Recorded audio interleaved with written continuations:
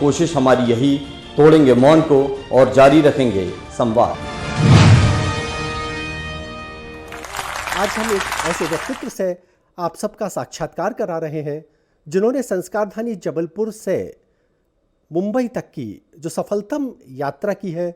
उनकी उस यात्रा में कला है, समर्पण है, साहित्य है, विचार है और सबसे बड़ी बात ये कि संस्कारधानी जबलपुर की माटी के सौंदर्य की सुगंध भी उनके व्यक्तित्व में रची बसी है। ऐसे कला साधक, उनका नाम है श्री युक्तार्थ श्रीवास्तव। युक्तार्थ श्रीवास्तव ने लगभग 500 से अधिक एकल अभिनय देश के विविध मंचों पर प्रस्तुत किए और उनके अभिनय की जो विशेषता है वो ये है कि जब दर्शक उनके एकल अभिनय को देखते हैं तो ऐसा लगता है कि वो उनके एकल अभिनय के साथ उस पात्र को सजीव रूप में मंच पर अनुभूत कर रहे हैं। एक कला साधक ने अपनी समर्पणशीलता से उस कलाकार के पात्र को जिस रूप में मंच के माध्यम से प्रस्तुत किया वो निश्चित ही अभिनंदनीय है। आज हमारे बीच में यह गौरव का विषय है कि मुंबई से जबलपुर युक्तार्थ श्रीवास्तव उपस्थित हुए हैं। हम उनके व्यक्तित्व और कृतित्व का अभिनंदन करते हुए आज कुछ प्रश्न उनसे करेंगे, क्योंकि उनके प्रश्नों में जो दर्शन है वो कला का दर्शन है, समाज का दर्शन है, शिक्षा का दर्शन है और कुछ नया कर गुजरने की जो एक युवा कला साधक में ललक है उसकी अभिव्यक्ति है। तो मैं उनके व्यक्तित्व का अभिनंदन करते हुए डायनामिक संवाद टीवी के माध्यम से उनको बहुत बहुत शुभकामनाएं समर्पित कर रहा हूं। संस्कारधानी आगमन पर आदरणीय श्री युक्तार्थ श्रीवास्तव हमारे बीच में है।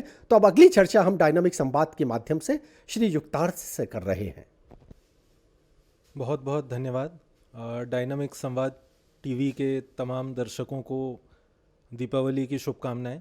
युक्तार्थ श्रीवास्तव का नमस्कार। और अब ये हालांकि एक फॉर्मल सा इंटरव्यू है, लेकिन मेरे लिए उतना फॉर्मल नहीं रह जाता क्योंकि ये मेरे घर में हो रहा है।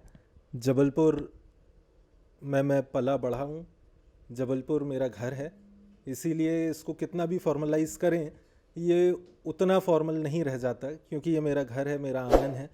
और ये मेरी खुशकिस्मती है कि इंटरव्यू लेने के लिए, सो कॉल्ड इंटरव्यू लेने के लिए जो यहाँ मौजूद हैं, आप सबके प्रिय आदरणीय राजेश पाठक प्रवीण जी, इन्हें मैं चाचा जी कहता हूँ।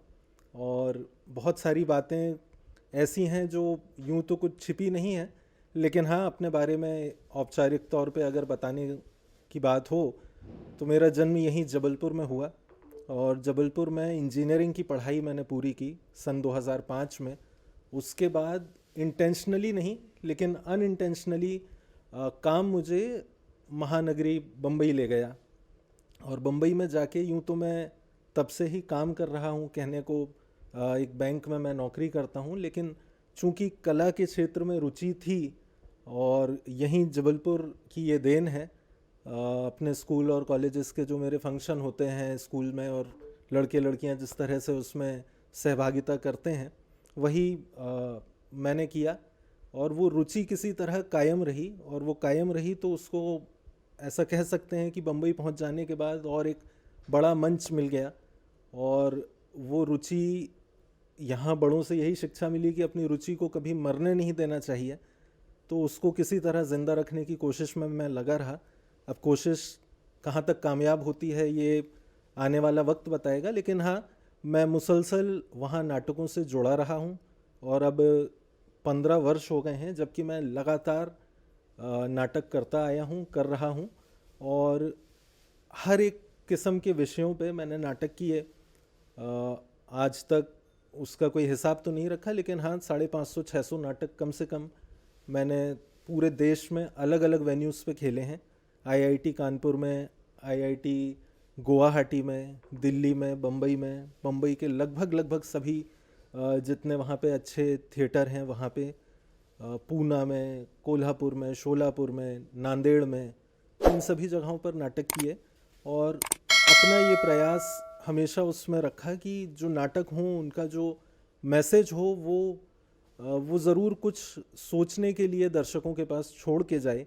तो बजाय इसके कि कोई भी चलते हुए या हल्के किस्म के नाटक ना चुनकर मुंशी प्रेमचंद की कहानियों पर, इस्मत चुगताई की कहानियों पर, मंटो की कहानियों पर या ऐसी हस्तियों के जीवन पर नाटक खेले जैसे स्वामी विवेकानंद एक नाटक में करता हूँ जिसमें मैं स्वामी विवेकानंद का किरदार निभाता हूँ। मौलाना आज़ाद जो आज़ाद हिंदुस्तान के पहले एजुकेशन मिनिस्टर थे और उनके ऊपर एक उर्दू नाटक आज़ाद का ख्वाब हिंदुस्तान की आज़ादी वो मैं करता हूँ।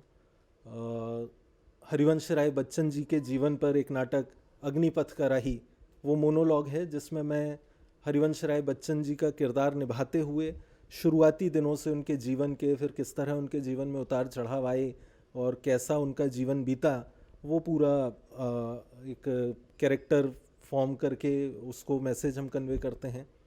सूर्यकांत त्रिपाठी निराला के जीवन पर एक नाटक मैं हूँ निराला वो फिर एक मोनोलॉग है जिसमें मैं अकेले सूर्यकांत त्रिपाठी निराला जी का जीवन किस तरह वो पहले बंगला में लिखा करते थे फिर किस तरह उन्होंने हिंदी को अपनाया और हिंदी में आगे लिखना आरंभ किया वो नाटक।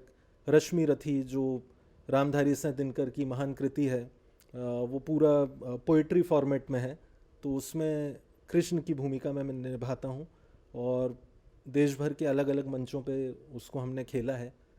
तो यहाँ तक मैं कह सकता हूँ कि अभी तक का मेरा सफ़र रहा इन अ नटशेल। इसके आगे अब देखें चाचा जी क्या प्रश्न रखते हैं मेरे सामने। युक्तार्थ, आपके नाटक एकल अभिनय और आपने एकल अभिनय में घंटों चरित्रों को जिया है। कभी आप सुबह किसी आयोजन में मौलाना अबुल कलाम आज़ाद की भूमिका का निर्वहन करते हैं और जस्ट 2 घंटे बाद आप स्वामी विवेकानंद बन जाते हैं और स्वामी विवेकानंद के चरित्र का निर्वाह करते हुए आपने पूरे स्वामी विवेकानंद के व्यक्तित्व, कृतित्व और जीवन दर्शन को जन सामान्य तक पहुंचाने में कहीं कोई कमी नहीं रखी और वैसा ही आपने मौलाना अबुल कलाम आज़ाद के लिए किया।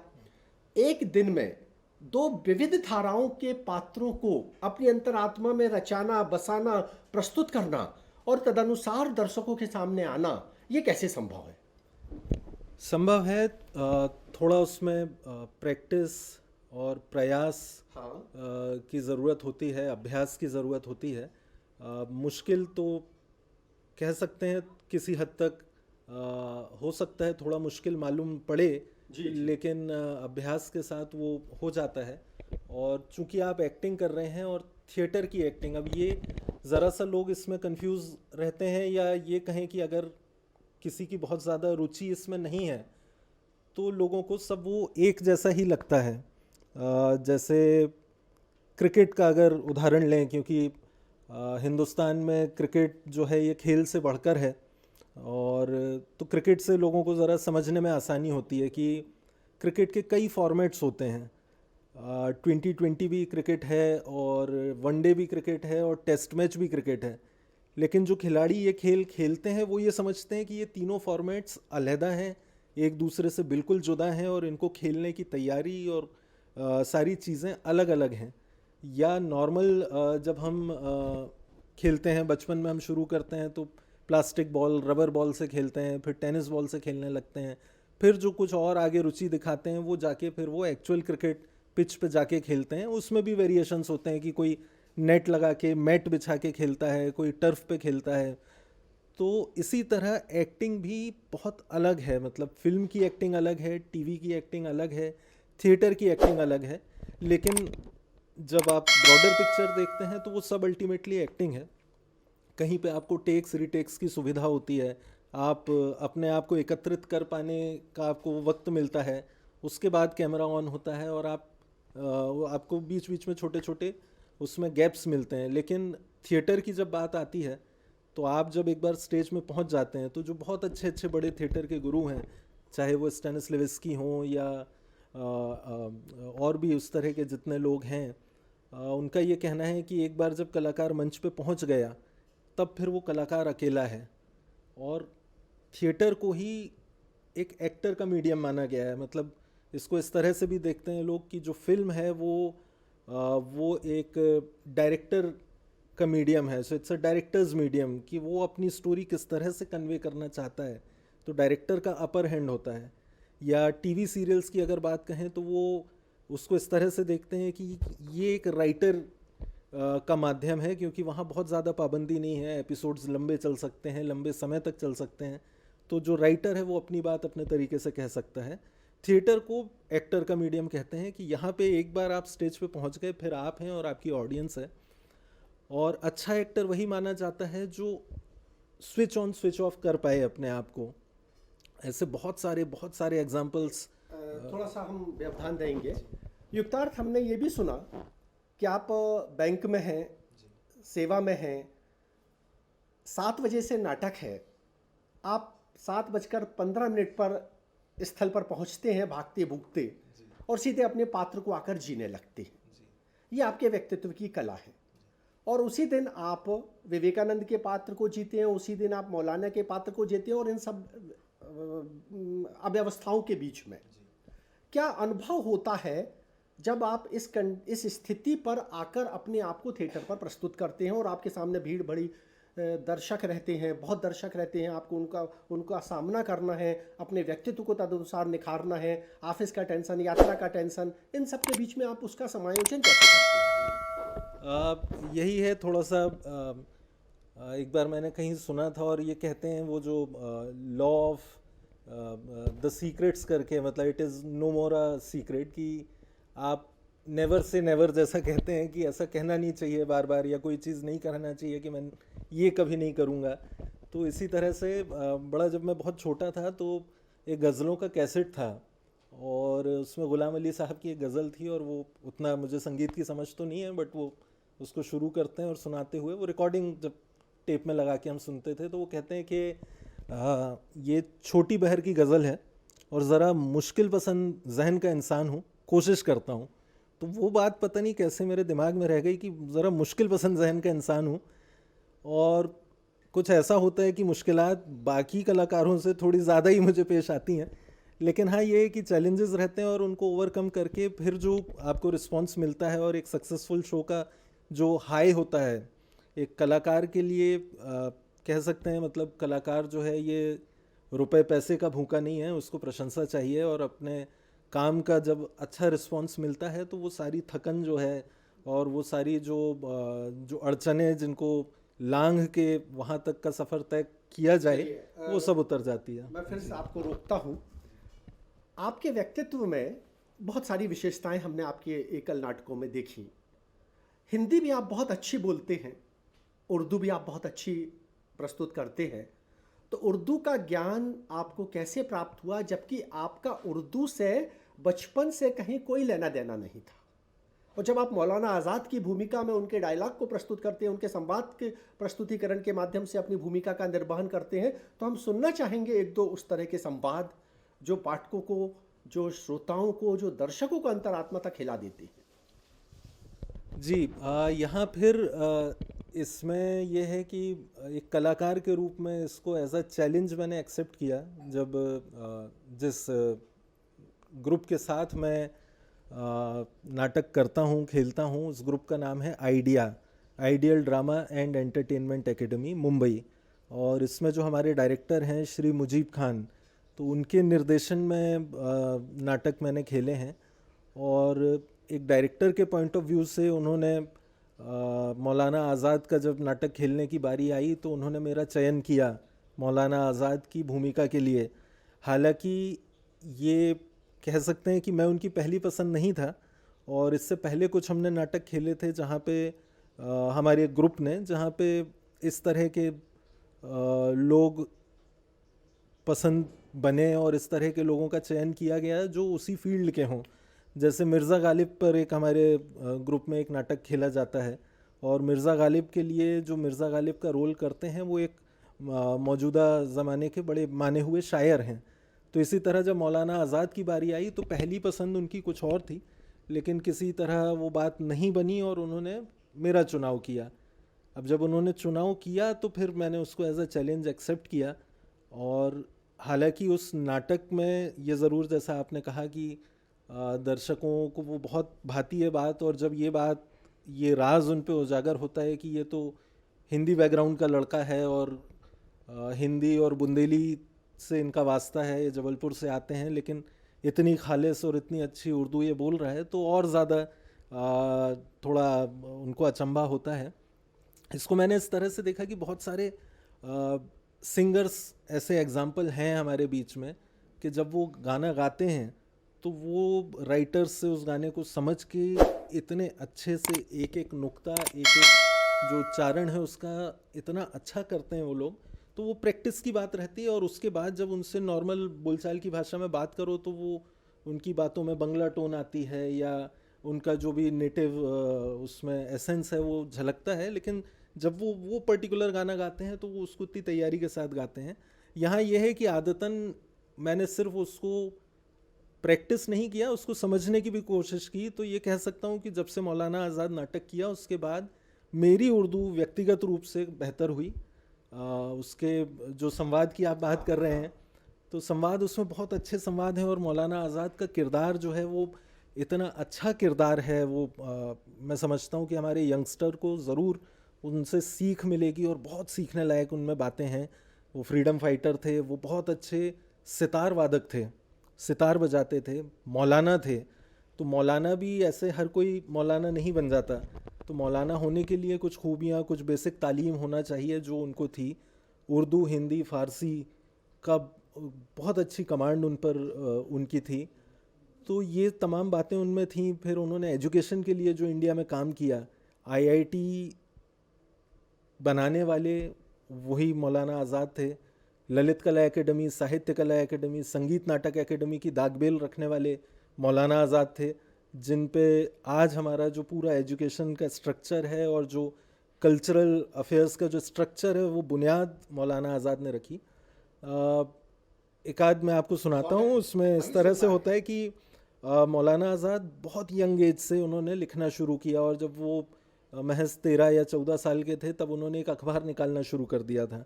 और उनके जो उस्ताद थे वो उनसे मिलने आते हैं, और जब वो उनसे मिलने आते हैं तो बेसिक हाई हेलो के बाद वो ये उनका मोटिव ये रहता है कि भाई तुम इंटेलिजेंट हो और तुम्हें हमारी कौम की खिदमत करना चाहिए, और तुम ये क्या तुमने पाल के रखी है बात कि हिंदू और मुसलमानों के बीच एकता होना चाहिए और इत्तेहाद होना चाहिए, ये तुम्हारी बात ठीक नहीं है, तुम सिर्फ अपने कौम की खिदमत करो। और ये उनका बेसिक इंटेंशन होता है। इसके पीछे उनका व्यक्तिगत स्वार्थ ये रहता है कि वो उनका इतना स्नेह, इतना प्रेम मौलाना आज़ाद पे रहता है कि वो चाहते हैं कि जैसे माँ बाप बच्चों के लिए डरते हैं वैसा ही उनका डर रहता है कि ये अभी अंग्रेज़ों से अच्छा कोई दोस्त नहीं, उनसे बुरा कोई दुश्मन नहीं, तुम कहाँ ये सब चीज़ों में पढ़ रहे हो। तो उसके बीच के कुछ उनके डायलॉग्स हैं कि वो कहते हैं कि ये कहते हैं कि देखो अंग्रेज़ों से अच्छा तो कोई दोस्त नहीं, उनसे बुरा कोई दुश्मन नहीं, तुम क्यों ये सब कर रहे हो। तो मौलाना आज़ाद कहते हैं कि मुझे हिंदुस्तानी मुसलमानों की इसी सोच को तो बदलना है। तो वो कहते हैं कि तुमने अल हिलाल के ज़रिए, अल हिलाल उनका अखबार था जो वो निकालते थे, तुमने अल हिलाल के ज़रिए नौजवानों में इनकलाबी जोश भर दिया है, और तुम इतने समझदार हो के ये अपने कौम के बच्चों को ये सलाह दे रहे हो कि वो हिंदुओं के साथ इत्तेहाद व इत्तेफाक कर लें। तो कहते हैं बिल्कुल कर लेना चाहिए। तो कहते हैं नहीं, मैं तुम्हारी इस बात से मुतमईन नहीं हूँ। क्या तुम अपनी बात के उसमें कोई कौमी दलील पेश कर सकते हो। अब चूंकि वो इतने लिटरेट थे वो उनको कौमी दलील भी देते हैं। वो कहते हैं कि जी हाँ, इसकी फैसला कुन दलील मिसाक मदीना की है। हिजरत के पहले ही साल हुजूर हज़रत सल्लल्लाहु अलैहि वसल्लम ने जो दस्तावेज़ मुरतब किए थे उन्हें मिसाक मदीना कहा जाता है। इसे मुसलमानों और गैर मुसलमानों ने एक मुश्तरका जलसे में मंजूर किया था। इसमें लिखा हुआ है कि इस दस्तावेज़ के ज़रिए मक्के की कुब्र जवार की यहूदी कबाइल ईसाइयों, सबाइयों और कुफ़ार से मक्के के हमलावर के ख़िलाफ़ बाहमी तहफ़्फ़ुज़ और इमदाद व एआनत का मुआहिदा करते हैं। तो वो उनको जस्टिफिकेशन देते हैं कि ये देखिए ये डॉक्यूमेंट है, यहाँ लिखा हुआ है। वो नहीं मानते हैं, वो और बातें करते हैं। तो बड़े अच्छे इसमें बहुत अच्छा मैसेज है, बहुत अच्छे डायलॉग्स हैं। और जैसे नॉर्मल हिंदी होती है और एक थोड़ी क्लिष्ट हिंदी होती है, वैसे ही नॉर्मल उर्दू से हटके ये थोड़ा, और क्योंकि वो मौलाना के लेवल की उर्दू जो मौलाना आज़ाद बोला करते थे वो इसमें हमने यूज़ की है। तो वो चैलेंजेस थे, लेकिन बहुत मज़ा आया इसको करने में। और मुझे ऐसा लगता है कि इस जब एक कलाकार के रूप में हम किसी किरदार की तैयारी करते हैं तो उसको जानने समझने की कोशिश करते हैं। और ये फिर मेरी खुशकिस्मती है कि ऐसे किरदार मुझे निभाने को मिले जिनसे जीवन में बहुत सीखने को मिला। और जब चुनौतियां आपके सामने आती हैं तो ये आप जो सीखते हैं उनसे वो कहीं ना कहीं आपको ऐसी स्थितियों में जब आप पढ़ते हैं तो ज़रूर वो आपको धैर्य और साहस प्रदान करते हैं ये बातें। क्योंकि अब कभी किसी ने अगर मौलाना आज़ाद के जीवन को समझा और जीने की कोशिश की तो वो ज़रूर मुझे लगता है कि एक नॉर्मल इंसान की तुलना में बेहतर तरीके से उसको रिएक्ट करेगा। बात चली मौलाना अबुल कलाम आज़ाद की, तो एक चरित्र, एक व्यक्तित्व, एक कृतित्व और एक ऐसे मतलब व्यक्ति को आपने अपनी वाणी के माध्यम से मंच पर प्रस्तुत किया जिनका पक्ष विवेकानंद जी के दर्शन से अलग था। फिर आपने एक विवेकानंद नाटक किया, वो भी एकल अभिनय। तो विवेकानंद के कुछ मतलब संवाद हम सुनना चाहेंगे कि वो संवाद किस तरह प्रस्तुत किए आपने। हाँ, ये विवेकानंद जो है ये एकल अभिनय नहीं है, ये इसमें हम टीम यूज़ करते हैं। और क्योंकि उनका मैसेज जो है वो भी उसको एकल फॉर्मेट किया जा सकता है, लेकिन वो ऐसा लगता है कि एक टीम के साथ बेहतर तरीके से ऑडियंस तक पहुंचेगा। फिर वही अगर इसको हम बहुत ब्रॉड करके देखें तो अल्टीमेटली सबका मैसेज सेम होता है और फिर वही बात वहीं पहुंचती है कि सबका मालिक एक और सच्चाई का एक ही रास्ता है और सही सही होता है, उसमें आधा सही या पौना सही नहीं होता है। बट हाँ, ये है कि लोगों के तरीके अलग थे, उनके जो परसेप्शन था और जिस तरह से उन्होंने प्रीच किया लोगों ने अपनी बातों को, वो अलग हो सकता है। तो स्वामी विवेकानंद फिर वो भारत का गौरव हैं और उनको फिर जानने समझने का मुझे मौका मिला और बहुत अच्छे उनके मैसेजेस हैं। और हालांकि वो खुद इतने फिलोसोफर और सब कुछ होते हुए उन्होंने बड़ी सरलता से बातें लोगों तक पहुंचाई हैं। तो मैसेज जी, तो मैसेज उनका जो बेसिक एक अगर वन लाइनर मैसेज कहा जाए तो उनका यही है कि उठो, जागो और तब तक विश्राम मत करो जब तक लक्ष्य की प्राप्ति ना हो जाए। तो ये उनका कोर मैसेज था और वो इस बात को समझते थे कि जो यंगस्टर्स हैं वो ही ताकत हैं किसी भी देश की, वो रीढ़ की हड्डी हैं। और उन्होंने यंगस्टर्स को बहुत चार्ज करने की कोशिश की अपने रहते जीवन में और उनका मैसेज भी यही रहता था कि जो देश का युवा है वो ही शक्ति है और युवा का जागरूक होना बहुत ज़रूरी है। एक जगह जब वो शिकागो सम्मेलन से लौट के आए तो उनसे किसी ने प्रश्न पूछा भी कि आप क्या कहना चाहेंगे।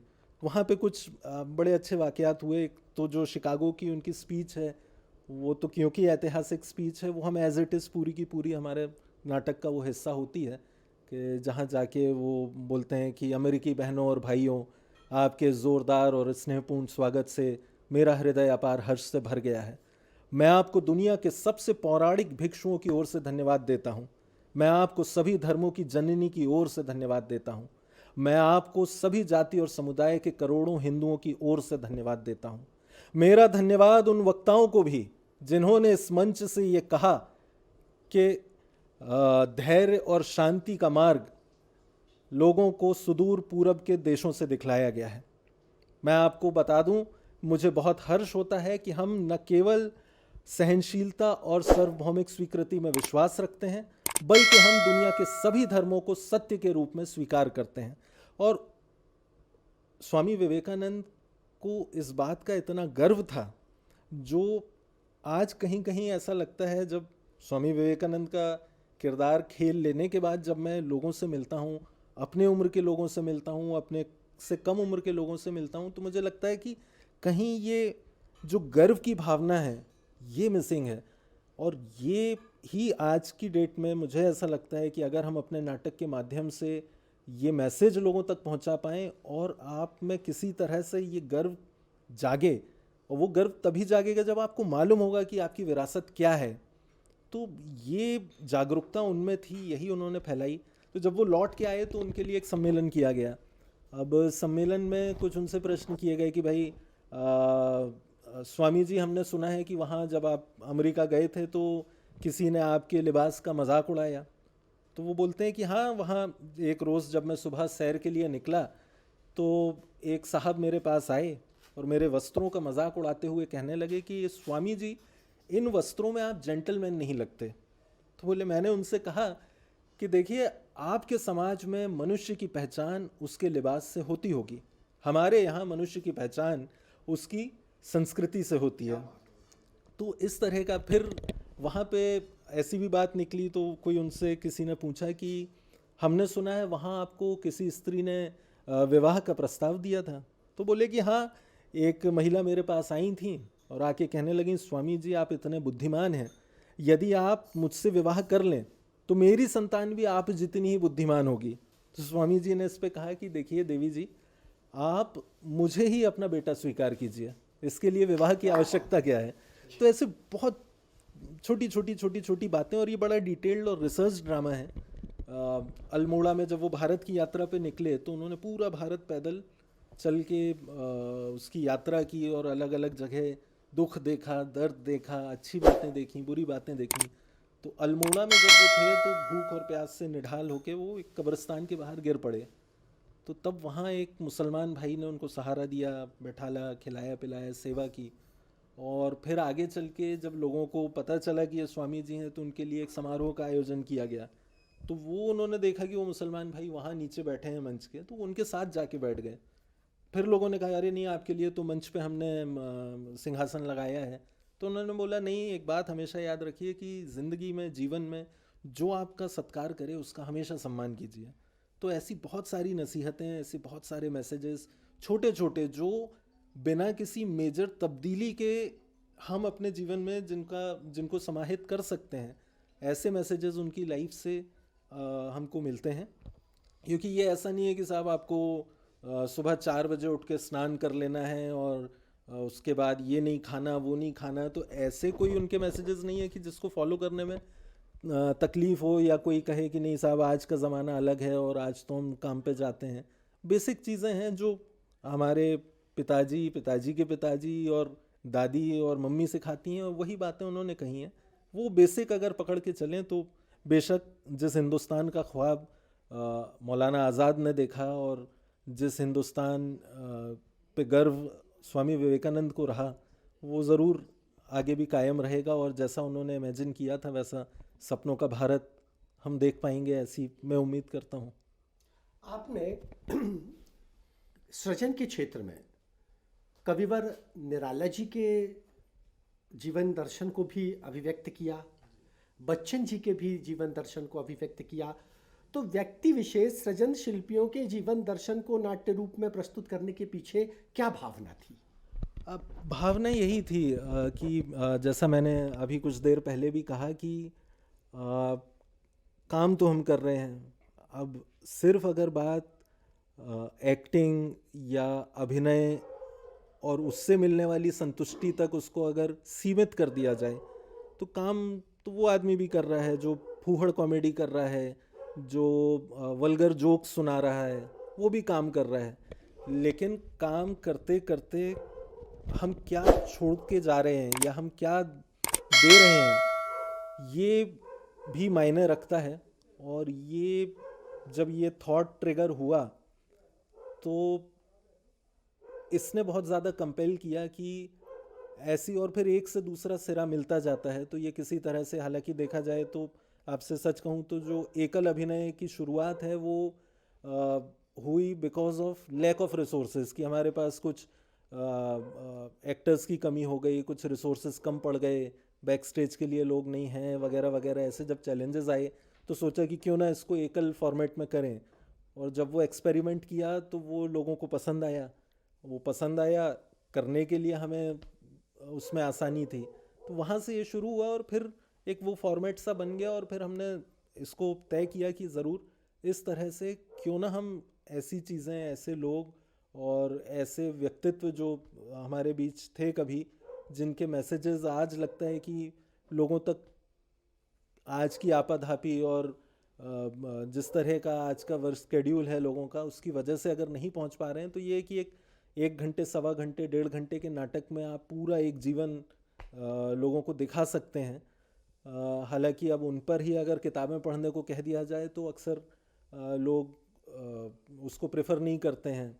किताबें हाथ में उठाते ही नींद आने लगती है। आपने बहुत सारे नाटक किए, बहुत सारे शहरों में गए, और जितनी शोहरत थी वो इस उम्र में प्राप्त की।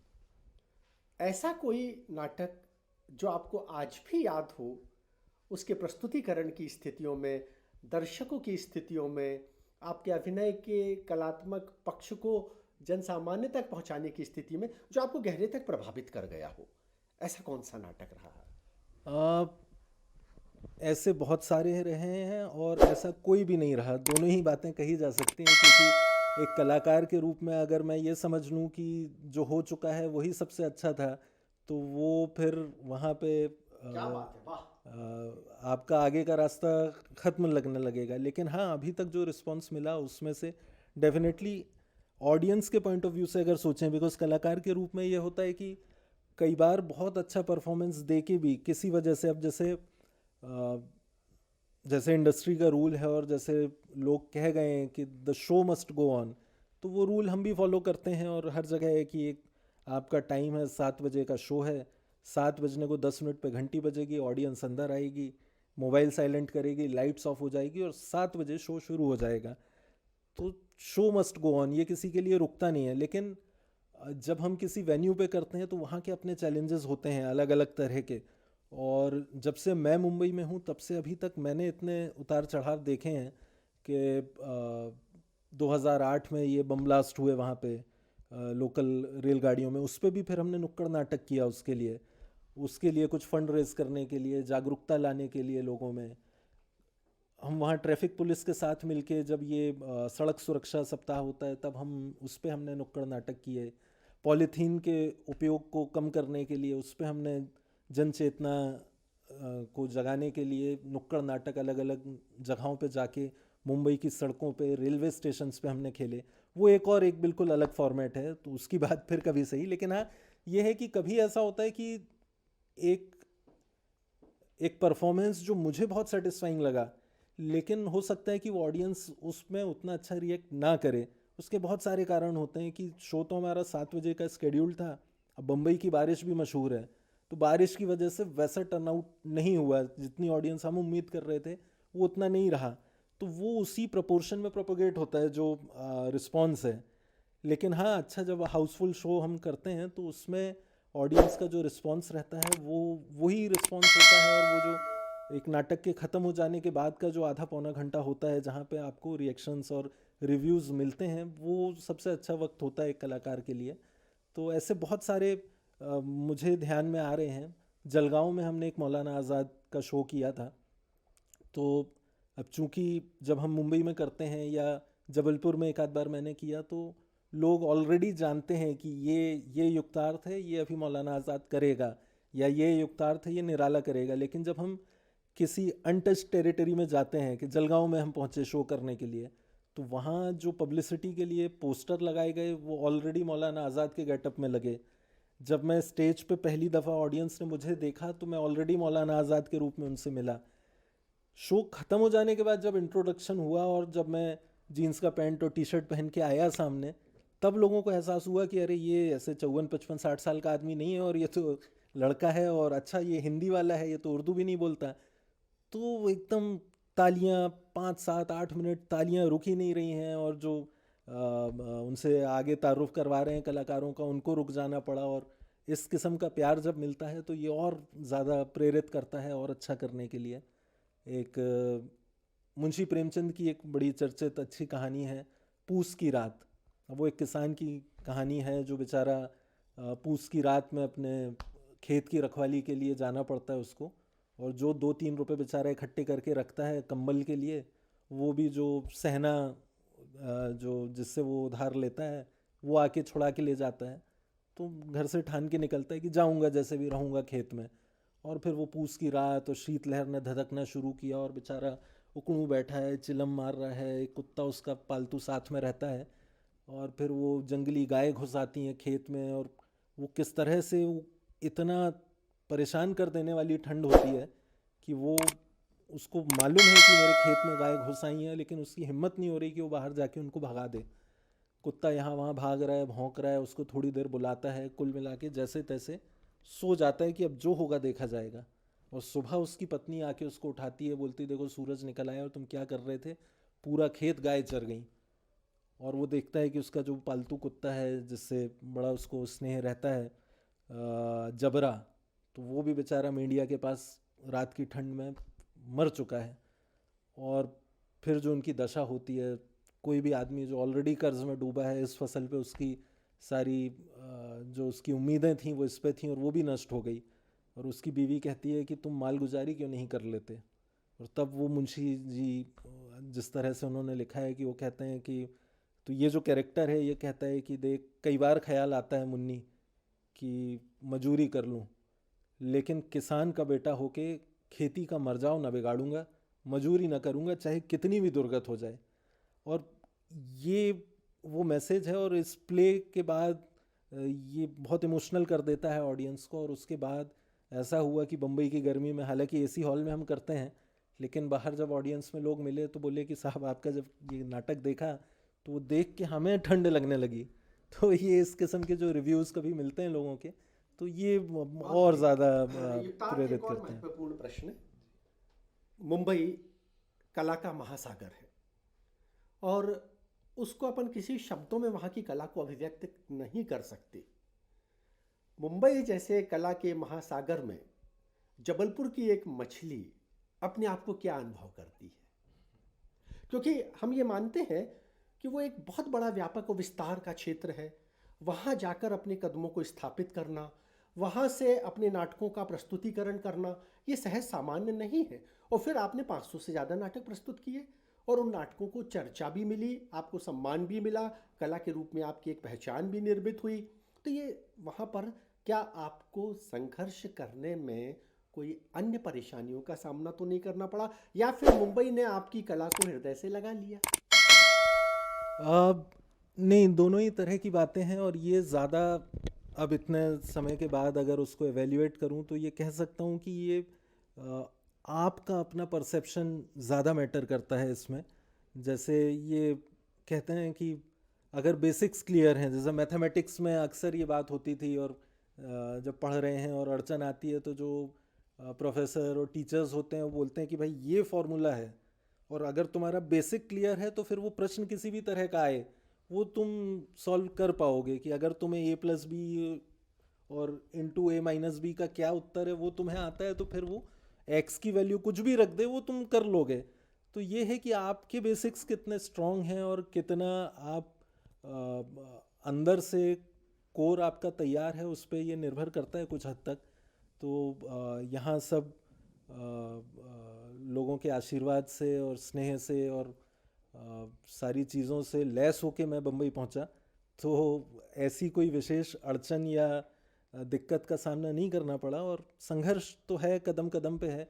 और अभी ये इतने बड़े बड़े लोगों के जब नाटक खेल लिए तो ये भी समझ में आ गया कि संघर्ष कभी ख़त्म नहीं होता। मौलाना आज़ाद हमारे लिए एक सक्सेसफुल पर्सनैलिटी हैं, लेकिन जब उनके जीवन को पहले दिन से उनके जीवन के आखिरी दिन तक आप देखते हैं और समझते हैं तो ये समझ में आता है कि ये आदमी तो पहले दिन से लास्ट डे तक संघर्ष ही कर रहा था। या महाकवि निराला हो तो उन्होंने जो रच दिया, जो वो छोड़ के चले गए, वो हमारे लिए खजाना है। लेकिन खुद निराला पहले दिन से आखिरी दिन तक परेशान ही थे।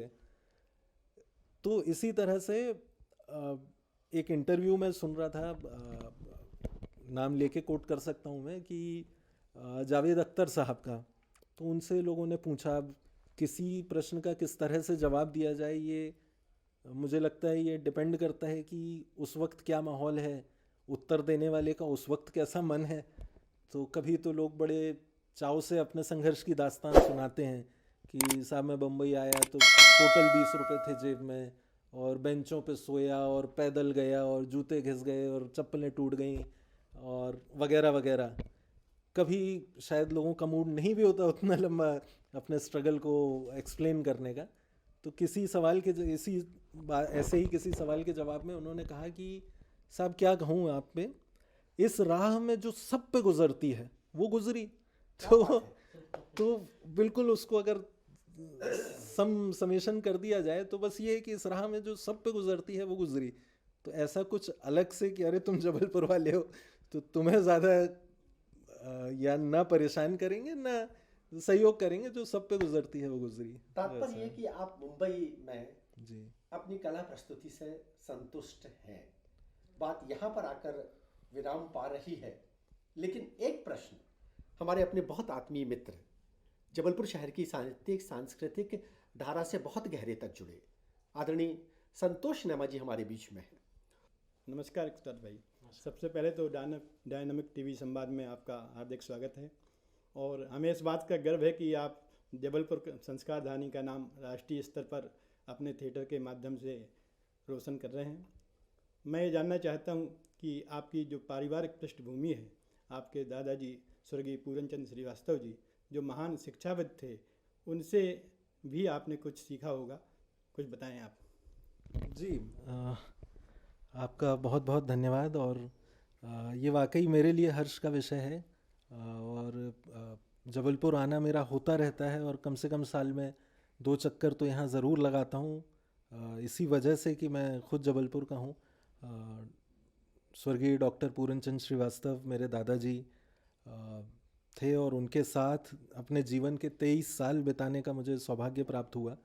और सौभाग्य इस हद तक था कि जो मेरा सोने का और पढ़ने का कमरा था वो उनके साथ ही था, तो बहुत ज़्यादा उनसे सीखने को मिला। और फिर